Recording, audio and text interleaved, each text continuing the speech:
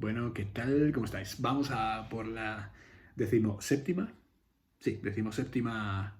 sesión. Esta vez, pues para no faltar a la costumbre, el año pasado vimos el documental de Ruth Bader Ginsburg, el año pasado, dedicado a la jueza del Tribunal Supremo en Estados Unidos, una figura importantísima que rompió moldes y rompió también un techo en Estados Unidos al ser la primera mujer nombrada jueza del Tribunal Supremo en los Estados Unidos. Murió en noviembre del año pasado, era muy, muy mayor ya, tenía 80 y largos años, casi 90, si no recuerdo mal, y ya andaba pachuchilla. Además, justo murió una semana antes de las elecciones en las que ganó Joe Biden, con todo el lío que hubo del nombramiento de la jueza ultraconservadora por parte de Donald Trump, etcétera. Pero bueno, haciendo bueno, una especie de tradición, pues esta es la semana ideal para fijarnos en este caso y darle la importancia que merece a la presencia femenina en el cine. Para este año 2021, os he escogido pues, una película de una duración breve, de un género muy determinado, como podría ser no el cine negro, aunque puede tener trazas de cine negro. De hecho, me gustaría que el análisis que hagamos a posteriori en la clase sea sobre el tema a tratar, pero oficialmente es un drama, que es además el género más neutro para referirte a una película que puedas encontrar. Es un drama. La película que vemos, como os digo, dura apenas hora y cuarto, es muy sencilla de ver, los protagonistas están increíbles, los tres actores protagonistas más Edmund O'Brien, que es el que sale, Edmund Wen, perdón, que es el que sale también haciendo las veces del investigador que tiene que cuadrar que toda esta familia que va a solicitar una adopción, pues sea una familia en condiciones y no cuatro o dos, en este caso, dos liberados de la vida que vayan a su aire. Pero bueno, la peli se llama El Bígamo. Podéis haceros una idea más o menos de por dónde van los tiros. Y la dirige Ida Lupino, que digamos que es una de las personalidades más increíbles por talento, por época y por manifestación artística que mostró a lo largo de su carrera. Hablamos de una época, nos tenemos que ir a... La película de hoy es de 1953, pero nos tenemos que ir a 4 años antes, porque en el año 49,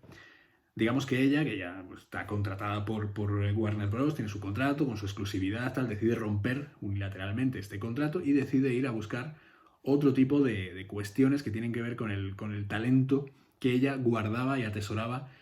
en lo que no solamente interpretación, sino a puesta en escena se refiere. Y es aquí cuando se fija en el aspecto referente a la dirección cinematográfica y decide embarcarse en un proyecto en el que tiene que sustituir a un grande de la serie B, en este caso como es Elmer Clifton, en un proyecto, el primero de su carrera como directora, que será Not Wanted.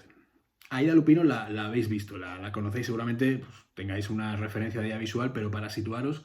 con Jesús visteis hace un par de años una película de Fritz Lang llamada Mientras Nueva York duerme, si no recuerdo mal, Mientras la ciudad duerme. Mientras Nueva York duerme creo que se llamaba, de 1956, una película de cine negro con Dana Andrews y en la cual Ida Lupino era la protagonista femenina de la película. Pero esto ya digamos, o sea, es cuando ella empieza ya a trabajar con diferentes actores, con diferentes directores, con diferentes productores, etcétera, y no tiene ese contrato de exclusividad que sí que tenían las estrellas de aquella época, que como bien sabéis eran el mayor reclamo que podía tener una película a la hora de ser exhibida en salas. De hecho, bueno, el mayor momento que podemos rescatar en el cine reciente es Mank, por ejemplo, la última película de David Fincher, en la cual se acerca Louis B. Mayer a hablar con todos los actores que están además dispuestos en una especie de bancada vertical, si no se caerían todos, una bancada así en diagonal, donde están a varias alturas todos los actores y actrices contratados por la Metro Goldwyn Mayer, cuyo lema era más estrellas que en el cielo. O sea, digamos que la Metro era la gran productora en aquella época y la que tenía la mayor cartera de actores en aquel tiempo. Y esto es, pues hablamos Ciudadano Kane, que se estrena en el 41, pues hablaríamos aproximadamente de minutos 40, con lo cual 9 años antes es cuando se sitúa Mank y ya había este tipo de contratos y las mayors hacían este tipo de maniobras publicitarias para intentar atraer a la gente. La película da igual cómo se llamara, el protagonista era Cary Grant, da igual cómo se llamara la última de James Stewart, el protagonista era James Stewart. Y así sucesivamente, hasta que empezaron poco a poco a liberarse y los actores empezaron a tener determinada vida propia en pantalla. Sin embargo, gente de alguna manera empezó a sortear distintas limitaciones y en el caso de Ida Lupino, fijándose siempre en una especie como de reinvención del cine negro, tirando más hacia las preocupaciones de las mujeres en este género, que si os acordáis, por ejemplo, de Atraco Perfecto que vimos este año, en el primer trimestre, pues es una presencia, la femenina en las películas de cine negro bastante cuestionable y bastante dudosa. Siempre es la mujer la que es la mujer de un señor rico que seduce a un pobre hombre miserable y tienen que matarlo. Entonces ella se queda con todo el dinero antes de darle la patada al chavalillo que acaba de contratar. El mayor caso de todo este sistema es Perdición, de Billy Wilder, que digamos que es la mejor película de cine negro. El Halcón Maltés, podríamos hablar. Cualquiera de estas nos sirven para explicar esta situación concreta de un personaje femenino en un género tan cuestionable, digamos, desde el punto de vista de mujer-hombre como es el cine negro. Acordaos de Atraco Perfecto, evidentemente. Era ella la que tenía el poder en ese matrimonio, el hombre era un poco apocado, no tenía muchas las ideas claras, entonces digamos que ella era la que le manejaba. Entonces, en ese contexto es donde Ida Lupino se fija y es contra lo que quiere precisamente luchar en estas películas. Ella va ampliando una filmografía como directora muy interesante, rueda unos 6 largometrajes más o menos, hasta que en 1957 lo que hace es aprovecharse de las ventajas que ofrece un nuevo formato que en aquella época ya estaba completamente en los hogares, que era la televisión. Entonces, a través de diversos capítulos, de dirigir bastantes capítulos, de diversos capítulos, en varias series de televisión, como El Pistolero de San Francisco, Los Intocables, Mr. Novak o El Fugitivo, que digamos que son las series más conocidas de aquella primera época de la televisión en Estados Unidos, pues ella se va forjando un nombre dentro de la puesta de la dirección, mejor dicho, en televisión. A partir del 57 nunca volverá a dirigir cine y sí expondrá todas sus preocupaciones como directora en la televisión, haciendo dramas románticos también, pero a la manera en la que ya deberían ser los dramas románticos. No, pues una mujer completamente desesperada por un hombre que se ha ido a la guerra y luego vuelve y, oh Dios mío, tal. O historias de estas que se nos pueden ocurrir miles. Y en ese sentido, en esa preocupación por encajar a los personajes en una realidad completamente distinta a la conocida, o por lo menos pretenderlo, es donde nos encontramos, por ejemplo, películas como Ultraje, que para mí es la mejor, es muy polémica, a ver cómo lo podemos decir. Es muy curiosa de ver, porque realmente nos pone ante una situación que es una violación y nos pone ante una tesitura moral completamente distinta. Ya os digo, poneros en el año en que está rodada la película, esto es del año 50. Entonces, realmente para el cine de aquella época, la visión de Ida Lupino, de la culpabilización de la sociedad, etcétera, etcétera, es muy moderna para la época. Será tan moderna que seguirá explorando diversas cuestiones en las que están consideradas sus dos mejores películas, que todas además coinciden en este año 1953. La primera es El autoestopista, os hablaba antes, en la que un hombre, asesino en serie, secuestra a otros 2 hombres y en la película la tenéis en Filmin además si queréis verla, la película va desafiando también todos los conceptos de masculinidad que se encuentran hasta ahora más o menos como codificados y reglamentados. Entonces digamos que hombre secuestra a otros 2 hombres, no hay ninguna mujer de por medio, con lo cual aquí no podemos decir que hay ninguna escapatoria sentimental, que es una cosa que, por ejemplo, a la película le sienta muy bien. Son 3 hombres, uno de ellos es un asesino en serie que se enfrenta a 2 hombres que accidentalmente se encuentran con este hombre haciendo autostop, le suben a la furgoneta, pasan a Nuevo México y ahí empiezan a pasar sucesos que tendrán que ver con el desarrollo de toda la carrera por intentar salvarse de la muerte. Ya os digo, no hay mujeres, no aparecen, al contrario que otra película que podríamos pensar a lo mejor que otro director podría hacer esta obra de alguna determinada manera, poner a la mujer que está llamando al marido, esperando que llegue, los hijos, tal y cual, este tipo de cosas. Ida Lupino rompe con ello y nos muestra una película completamente aséptica con 3 hombres enfrentándose a su propio destino, ya sea el asesino en serie, ya sea los 2 pobres miserables estos a los que secuestra este canalla.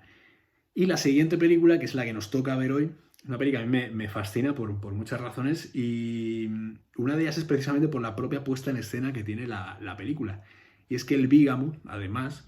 cuenta con John Fontaine en el papel protagonista, Edmund Gwenn Edmund O'Brien, es que hay dos que se llaman igual, que con Edmund Gwenn tiene también la película un chistecito, una sorna, ya lo veremos el próximo día 12, que es cuando nos toca hablar de esta peli. Y la propia Ida Lupino como protagonista, es decir, ella protagoniza, dirige, coescribe y produce la película, con lo cual estas cuatro vertientes de la producción de cine, en este caso, se encarga ella como mujer orquesta de la película, lo cual le da un plus, digamos, a esta aventura en la que vamos a contemplar una película en la que pues, un hombre, por determinadas consecuencias, ya veremos y las analizaremos, pues se encuentra con dos mujeres y pues varios asuntos pendientes. Tampoco os quiero desvelar mucho de la trama y os aconsejaría tampoco no leer demasiado porque la película se va desvelando sola a través de la puesta en escena, que es lo que os he dicho que a mí me apasiona de la película. Además de Ida Lupino, que está brillante, de Edmund O'Brien, que está también con un rostro que muestra, pues lo podemos debatir, pero a mí me parece que es toda la película mostrando una especie de miedo constante que no se le borra y a medida que va pasando la película y van transcurriendo los minutos, que además está hecha de un modo flashback, que es también marca de la casa de Ida Lupino, contar determinado fragmento de película y luego cuando llegas a este punto volver al pasado y explicarle al protagonista o al otro protagonista lo que ha sucedido y por qué hemos llegado hasta este punto, es un recurso pues también muy utilizado en el cine negro, pero que aquí ella lo despliega de una manera que a mí me parece bastante brillante. Entonces hay elementos de puesta en escena que son muy buenos, elementos que nos dejan, a mí por lo menos me encantan y me fascinan y me hacen pensar que la película es muy superior a muchas de las grandes películas del género que se hicieron en aquel momento. Ya os digo, no es cine negro como tal, es un drama, pero bueno, podríamos identificarlo desde el melodrama hasta el drama romántico, hasta lo que queramos, porque al final todo esto es hiper subjetivo. Y digamos que también en esta peli, aparte de Lupino y de O'Brien, aparece Joan Fontaine, que Joan Fontaine es la hermana por si no la situáis, la hermana de Olivia de Havilland y protagonista de dos pues, películas brillantes de Hitchcock que son Rebecca, que es anterior, y Sospecha, año 1940 y 1942. Joan Fontaine, que es que además es Joan Fontaine, es una actriz fantástica que hizo un género de sí misma, que ya es algo complicado de sostener. Es una película que si recordáis Rebecca o recordáis Sospecha o cualquiera de las que haya hecho Joan Fontaine, veréis que es una mujer que siempre se interpreta de una manera atribulada, siempre está como esperando, sospechando de todo el mundo, esperando que todo vaya mal. O sea, su semblante siempre es el mismo y sin embargo, pese a todo ello, es una actriz de las más increíbles que hemos tenido en el siglo, sobre todo la primera mitad del siglo XX. Entonces digamos que todo esto confluye en una película que ya os digo, dura 85 minutos, no, menos. Antonio, ¿dónde vas? 70 y algo, hora y cuarto más o menos. Con lo cual me parece bastante guay de ver, sobre todo también teniendo en cuenta que es una historia mucho más condensada, no hace falta hacer 2 horas y pico de película para contar una historia tan aparentemente sencilla como esta. Y yo os pediría que os fijarais en todos los detalles de puesta en escena que os parezcan interesantes, sobre todo, y tengo expectativas por el debate que podamos generar en torno a la película, el por qué hacen las cosas los personajes, por qué actúa Edmond O'Brien de esta manera, por qué Ida Lupino hace tal o cual cosa, por qué Joan Fontaine hace tal o cual. Entonces digamos que en toda esta maraña, o sea, que podamos analizar esta película desde el año 2021, casi 70 años después de que se haya rodado, 2020, sí, después, 70 años después de su rodaje, podamos decir y concluir, o por lo menos eso espero, que es una de las películas más modernas que hayamos visto en la época a la que se refiere, en este caso 1953. Ya trataba cosas muy, muy interesantes que me gustaría que salieran en un debate. Así que nada, os dejo con el Bígamo. Yo espero, esto es como la tele, ¿no? Espero que ahora después de mi parlamento pongáis la película y que esto sea como el que hagan es el cine. Y sobre todo que disfrutéis y que os metáis en la película porque la verdad es que es una historia que atrapa y que nos deja determinado sabor de boca. Atención al plano final, atención a la resolución de muchos conflictos, atención a muchas cosas de puesta en escena, ya os digo, que Ida Lupino lo hace de una manera fácil, aparentemente, pero de fácil es sobresaliente, con lo cual espero que la disfrutéis y que el día 12 pues tengamos un debate en torno a todo lo que nos ha dejado de pozo esta película y así pues le demos visibilidad también a una de las directoras más